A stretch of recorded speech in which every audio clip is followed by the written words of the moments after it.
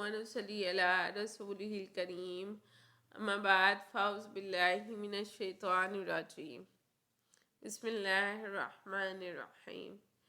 نفاس کا حکم کیا ہے؟ یعنی بچے کی پیدائش کے بعد جو بلیڈنگ ہوتی ہے، کیا اس میں نماز پڑھ سکتے ہیں یا نہیں پڑھ سکتے؟ تو بیسیکلی پہلے یہ پتہ کرنا چاہیے کہ نفاس کہتے کس کو ہیں۔ بچے کی پیدائش پر جو خون عورت کی جسم سے آتا ہے اسے نفاس کہتے ہیں۔ اس کی اکثر مدت بلوغ المرام میں 40 روز ہے، یعنی حدیث میں 40 روز اس کی ڈیڈ لائن ہے۔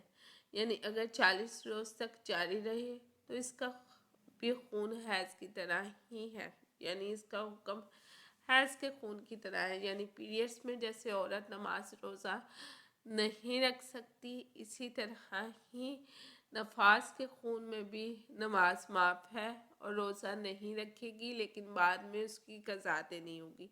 اگر 40 روز تک جاری رہتا ہے تو 40 روز تک نماز نہیں پڑھے گی، نماز معاف ہے اور روزہ بھی چھوڑ دے گی اگر اس دوران رمضان آئے ہیں تو۔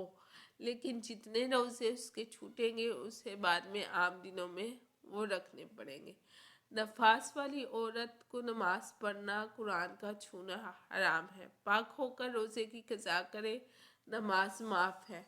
اگر 40 روز سے یعنی 40 دنوں سے زیادہ خون جاری رہے تو وہ استحاضہ ہوگی، ٹھیک ہے، استحاضہ جس کا حکم پہلے بھی بتا چکے ہیں، ٹھیک۔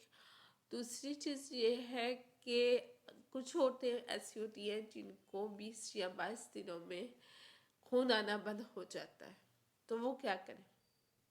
وہ اوپر 3-4 دن اور شمار کر لیں تاکہ اندر سپورٹنگ نہ ہو۔ اگر سپورٹنگ ہوگی تو وہ نفاس کا خون نہیں سمجھا جائے گا اور وہ پاک نہیں ہوں گی، ٹھیک ہے۔ اگر سپورٹنگ بالکل بند ہو گئی ہے اور 4 سے 5 دن بھی اوپر ہو گئے اور کسی قسم کا خون نہیں آ رہا ہے، ٹھیک ہے، 40 دنوں سے پہلے ہی ان کا خون آنا بند ہو گیا ہے، تو وہ نہا کر پاک ہو سکتی ہے اور اپنا نماز روزہ سٹارٹ کر سکتی ہیں۔